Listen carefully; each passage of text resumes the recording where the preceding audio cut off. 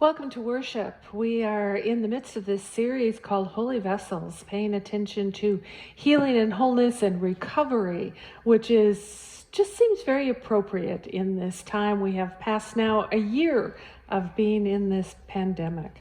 So we welcome you. If you're a guest with us, and just checking us out online, we appreciate you being here. And if there's any way that we can connect with you, questions that you have, please send us an email through our website, or you can contact me, Terri, at universityumc.org. But we're glad that everybody's here. So wherever you're worshiping from this morning, welcome, and God's peace be upon you. And so now, as we do as a practice at University Church, we invite you with your feet on the floor, your backs against the chairs or couches, wherever you're seated. Breathe in the breath of God and realize, what is it you bring to worship this morning? And if you bring sadness, or if you bring joy, or something in between, know that God is truly present in your life. I invite you now, with your hearts wide open, let us begin worship with our prelude.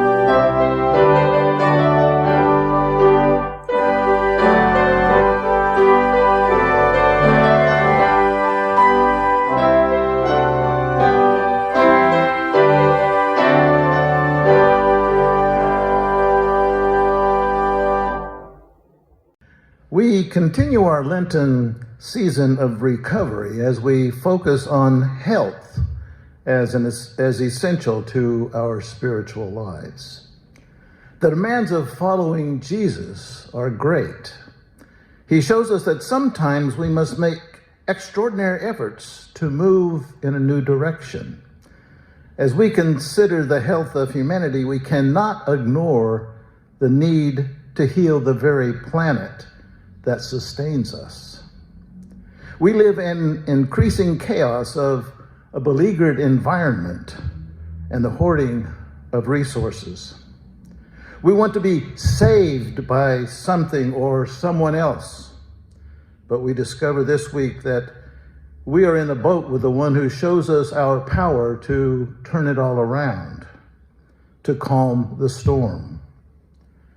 We protect the jewel that is our home, restoring something beautiful from the scars of the past.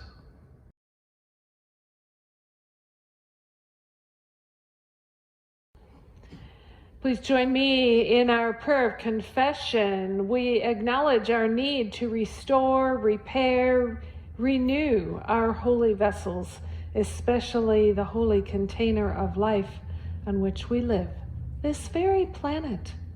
Let us pray. Life-giving God, in the beginning you created this universe with the phrase, "Let it be." And the waters and dry land, the sky and the creatures were formed. You set humanity among these wonders and invited us to care and honor all things. We have not successfully answered that call. Seeing the abundance as a feast that would never end, we have gorged ourselves, often taking more than we could replenish at a rate that could not be sustained. We are beginning to comprehend the magnitude, beginning to see that things cannot just keep going as usual and not have dire consequences. We are frightened, which is partially why we are slow to accept it. But we are now witnesses to the forces of a world more broken than we inherited.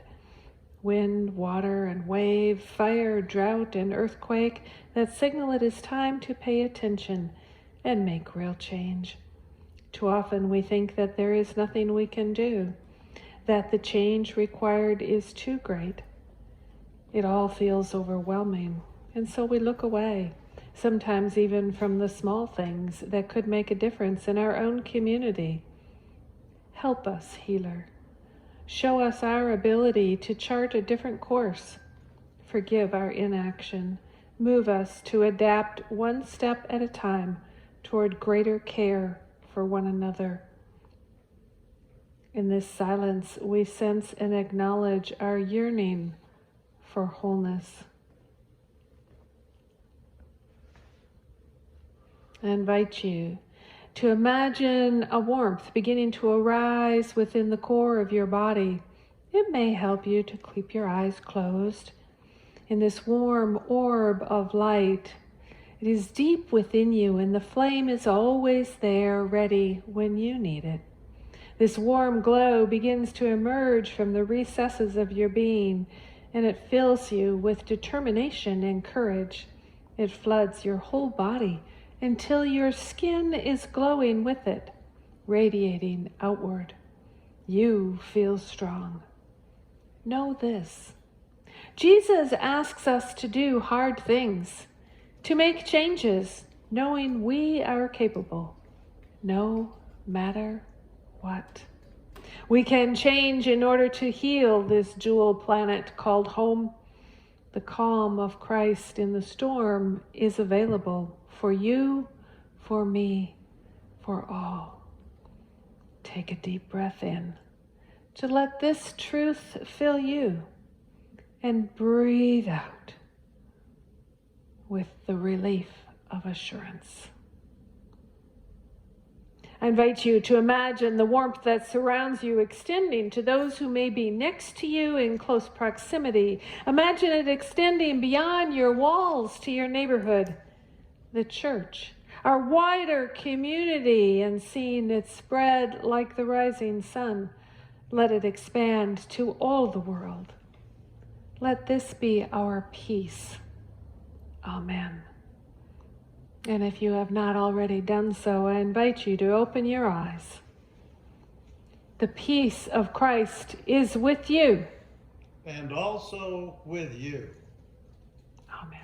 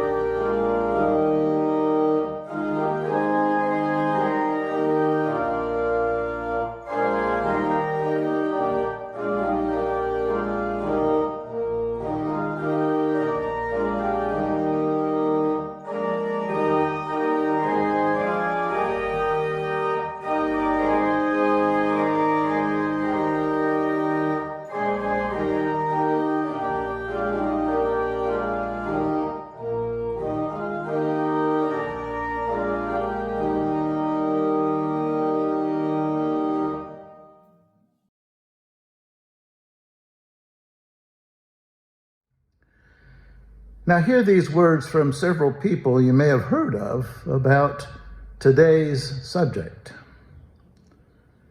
A good person is the friend of all living things.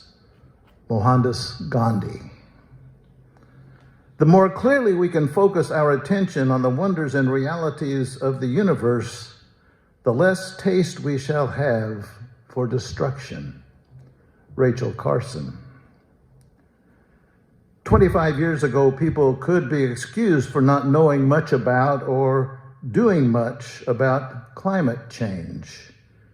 Today, we have no excuse. Desmond Tutu.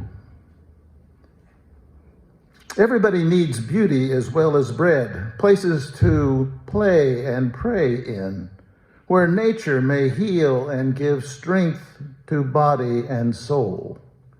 John Muir.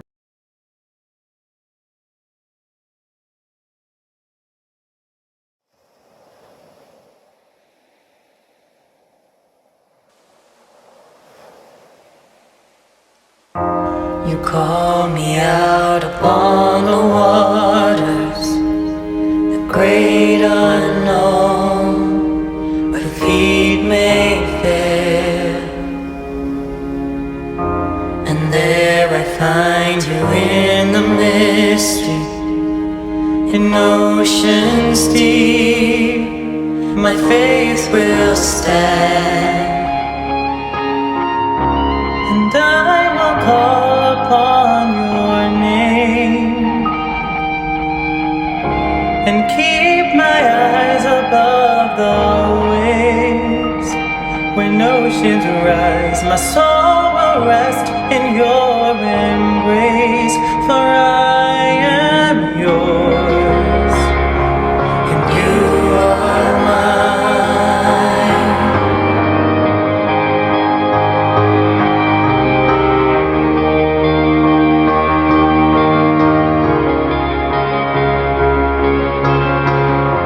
Your grace abounds in deepest waters, your sovereign hand will be my guide.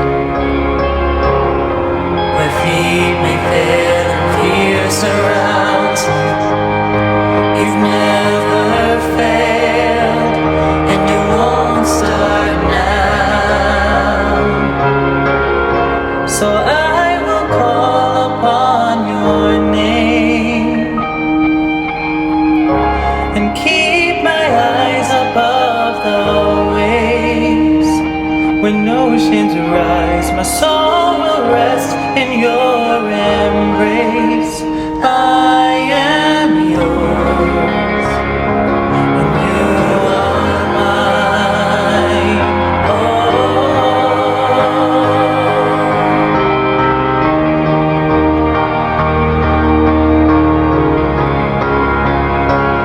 You are mine.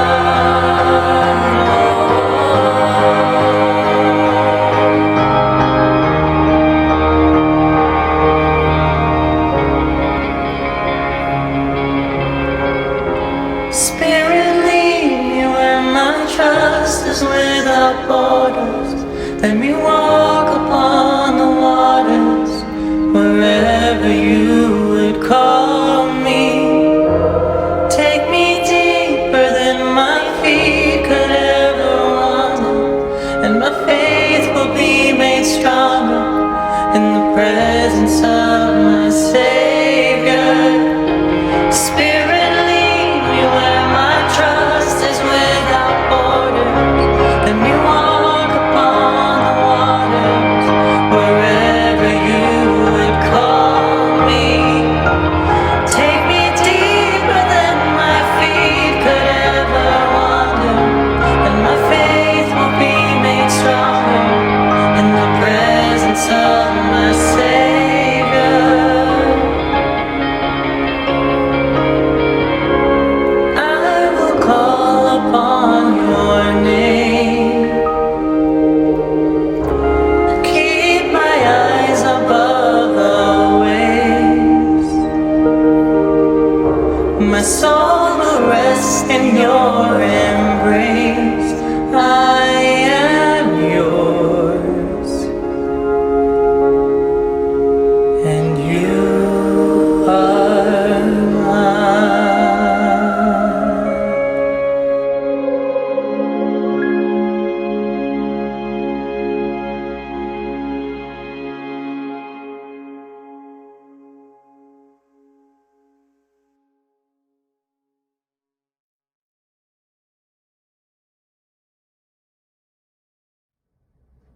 The scripture for today is from the Gospel of Matthew in the 8th chapter, beginning in the 18th verse.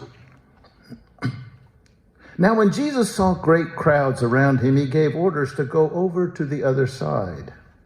A scribe then approached him and said, "Teacher, I will follow you wherever you go." And Jesus said to him, "Foxes have holes, and birds of the air have nests, but the Son of Man has nowhere to lie his head." Another of his disciples said to him, "Lord, first let me go and bury my father." But Jesus said to him, "Follow me and let the dead bury the dead." When he got into the boat, his disciples followed him. A windstorm arose on the sea, so great that the boat was being swamped by the waves, but he was asleep. And they went and woke him up, saying, "Lord, save us, we are perishing." And he said to them, "Why are you afraid, you of little faith?" Then he got up and rebuked the winds and the sea, and there was a dead calm. They were amazed, saying, "What sort of man is this, that even the winds and the sea obey him?"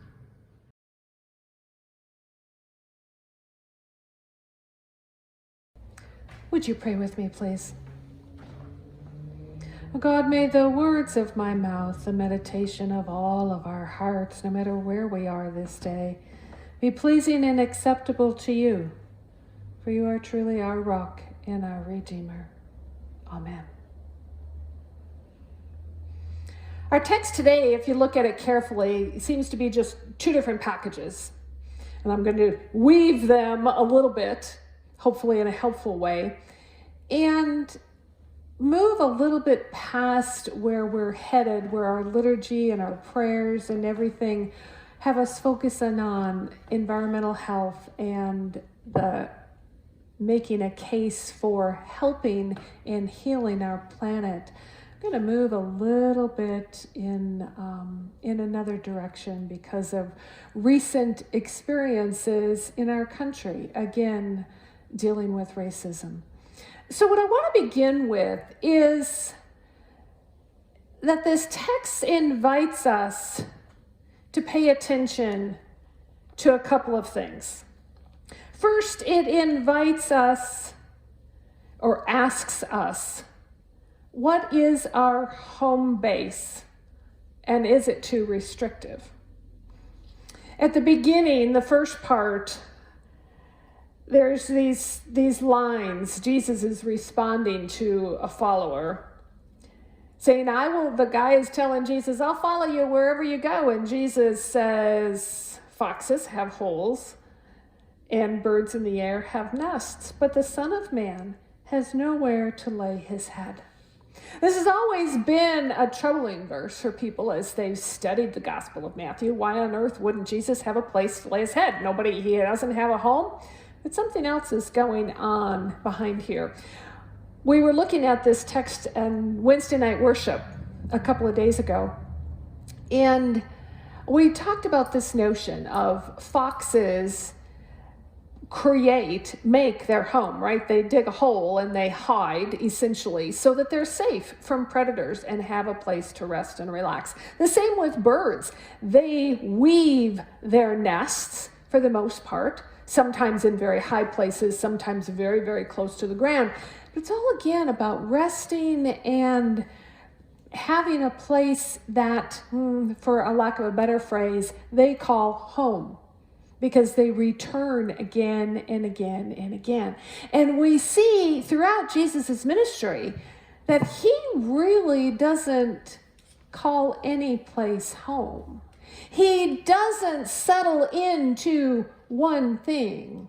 The world, to use John Wesley's phrase, is his parish. He has such important work to do while he walks for these 3 years on this planet, delivering the message of God's love and healing people and really causing people to change their minds about so many things. That place to call home just isn't important to him. And I wonder if the invitation to us in this text is to think about our home base and perhaps think about, is it too restrictive? Are we, even though we may travel the world, are we too pulled in to what we think we should be or what we should be doing? Are we not expanding our horizons enough like Jesus did to be able to respond both to understanding that our actions here in Las Vegas or wherever you might be affect not only our neighbors next to us, but our whole community and the whole of the United States and essentially the whole of the world. And this is all a part of this environmental healing, right? The trash that we throw out, the accumulation that we make and then just dispose of. Think of all the plastic in the ocean right now. Think of what happened when the pandemic started and airplanes stopped flying and cars stopped driving, and how the environment, the breathing air for communities all over the planet changed drastically. All of these things are important for us to think about when we think about our home base. And Jesus invites us to go beyond what we think is normal. And he does that very quickly in this next segment of this text. When he's finishing doing some healing with people and he's sending his disciples across the water in a boat. He wants them literally to cross across the middle and get to the other side. What does that ask of us today? The text, both places, are about us following, Jesus' followers, about us following Jesus, to cross over to the other side, to literally get in the boat and do the work that's necessary to be there. It is not easy. Whether we think about it in terms of the environment and all of the changes that we could make personally in our home, or in what's happening in our society, in particular in this country, where we've seen this week, yet again, more tragedy related to racism, somebody deciding that this group of people are not worthy.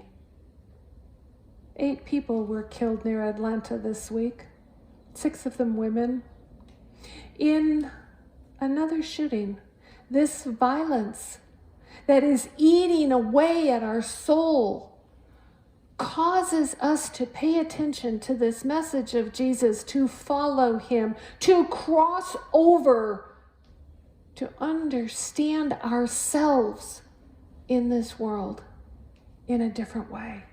Because what we're doing isn't working. And I invite you in the days ahead to go to our conference website. There are just tremendous resources there from the Commission on Race and Religion, and you can go to the General Church's website too, to help us understand our part in this bigger picture. And I think that's part of what this text is calling us to do, to cross over, to let go of our home base, to cross over to new conversations and new understandings. Everything is on the table. Everything has the capability with us to be better, to be made better, to be more for all instead of just for a small group of people. This crossing over that Jesus is inviting, compelling his disciples to do isn't easy because the storm comes, as the story tells us. Scares the bejeebers out of the disciples. They have to wake him up. He takes control of that environment and calms that storm. I wonder if we trust that enough. Do we trust the ability to be a follower of Jesus and to cross over to new understandings, learning ourselves along with others? That our need to change, our ability to change has to happen for the whole to survive. Because the interconnectedness is real. The way we treat our neighbor affects how that neighbor treats their children, affects how those children interact in school, and it goes on and on and on. We need to be careful to understand that whether it's with our relationships with others or our relationship with the earth, that we are all connected. And here comes this line, which I find just screams to me the disciples in the boat when the storm comes. Lord, save us. We are perishing. Can you hear those words? Have you spoken those words? Lord, save me. I can't handle this anymore. Lord, save us. We are perishing. This last shooting in Atlanta, in the midst of the court cases that are now coming up with George Floyd's killing, and just watch the evening news. All of this says to me, as a human species, what on earth are we doing to each other? Lord, save us. We are perishing. And the same goes for our planet. No matter which way we turn, we don't know how to take care of it. Or if we do, we're not doing it right now. All that has been lost need not continue to be losses. Jesus asks these disciples, where's your faith? Can we, people of this church, and all people everywhere, trust that if we believe in the interconnectedness and the greater peace of love, that things can change. And we can see, and I do believe we are seeing, the micro steps, right, of hopefulness. I'm waiting for the day where we get to see the big leaps. But I have to understand and have hope that that's possible. We have to be willing to get in the boat with Jesus and cross to the other side and learn what we need to learn and grow in the ways that we need to grow and make a difference for ourselves and for the others around us, even the others whom we do not know, because we are that connected. That's the way creation happened. Every piece of creation wasn't created in isolation, but in an interweaving of hope and trust and longing for a desire. We are asked to be part of the response, Lord, save us, we are perishing. And as we get into that boat with Jesus and cross over to the other side and realize that our home base might have to look a little bit different, whether it's our thinking in our head or the actual place where we live. But the world right now has opportunity to change. And we're a part of that because God calls us into that. At the very beginning of Tokopat Turner's book, Belonging, Remembering Ourselves Home, she writes this: "To this world you belong. To this moment, in this place where you already stand, something greater has ushered you. It is my belief today that Jesus is calling you into that boat, calling you to set aside what you understand to be your home base, thinking or real place, getting in that boat and being part of what can be, will be made new. May you know that. May I know that. From this moment forward. Amen.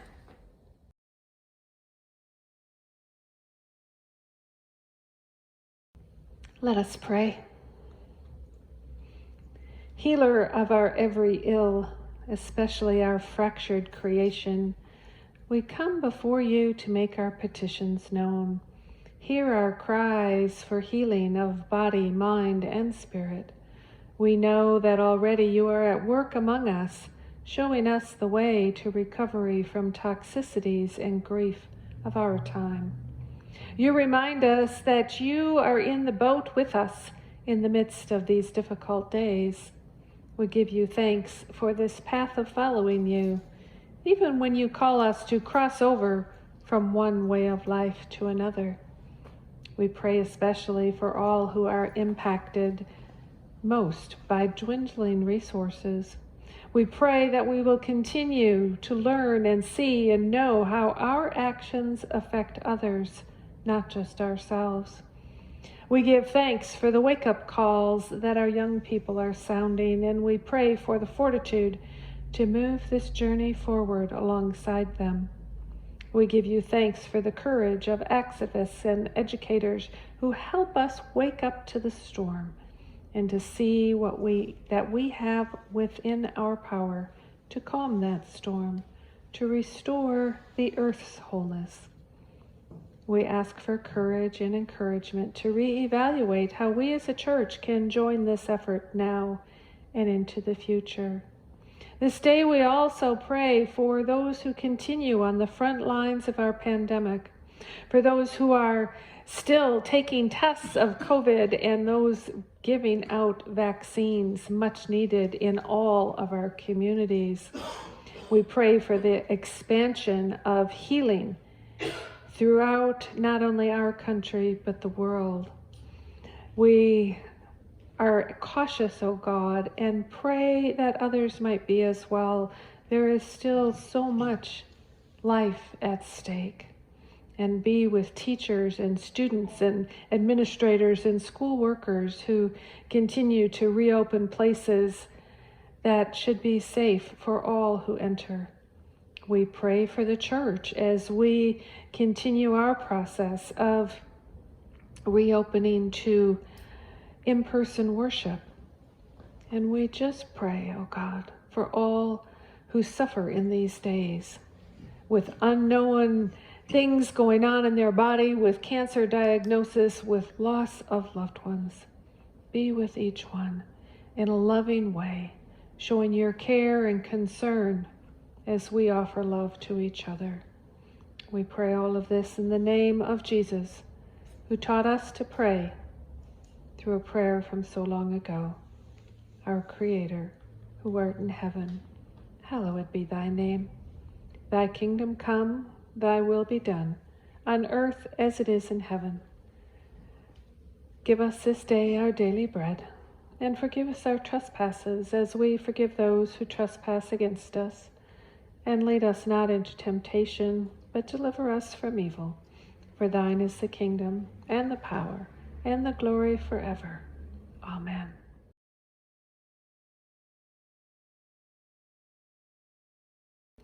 Each week, we come to worship wanting to be a part of the gracious changes that Jesus continues to make in the world.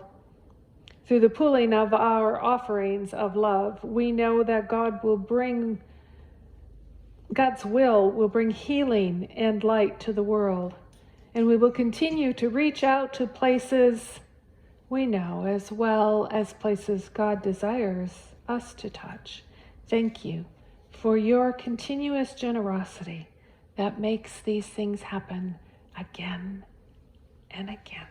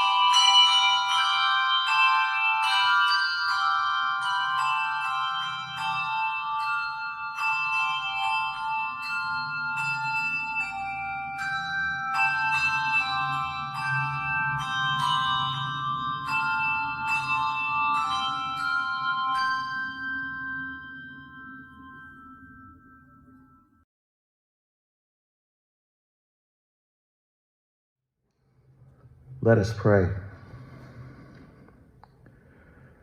Gracious God, too often we are like the people in our scripture story.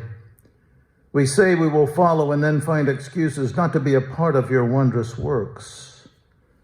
As we bring these offerings of love today, we do so with a full knowledge of your power to make a difference through us.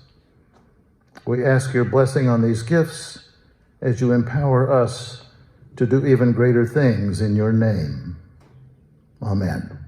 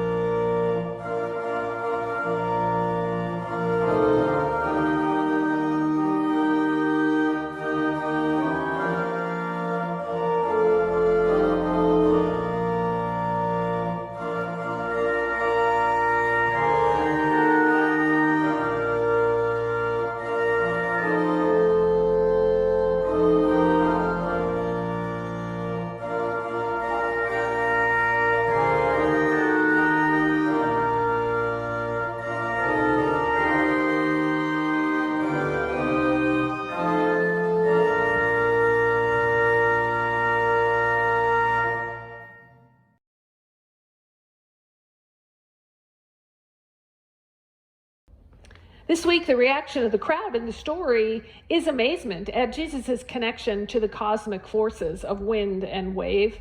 As scientists now try to teach us, all things are connected. We are a part and parcel of all creation. Rather than dominion, we are to be tuned in to all that is around us. We see the cry of creation in awakened natural resources, and we must heed the call not to hide in fear, but to work for healing. So in our communal discerning of how this church community could become a health hub through our ministry and mission, let us put our minds to imagining how we can learn about contributing to the beauty and the healing of our environment. I invite you to explore in these coming days the possibilities of a new or renewed commitment to the contribution we at University Church can make to our larger community's effort to recover from this past year.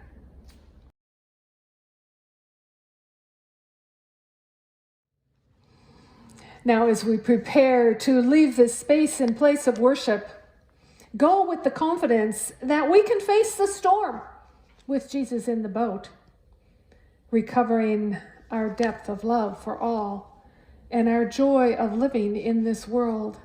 May the words of the disciples, "Lord, save us, we are perishing," weave into your life and give you the response and the ability to have Jesus' words, "Follow me," ring in your ears. In spite of the storms, we'll get there.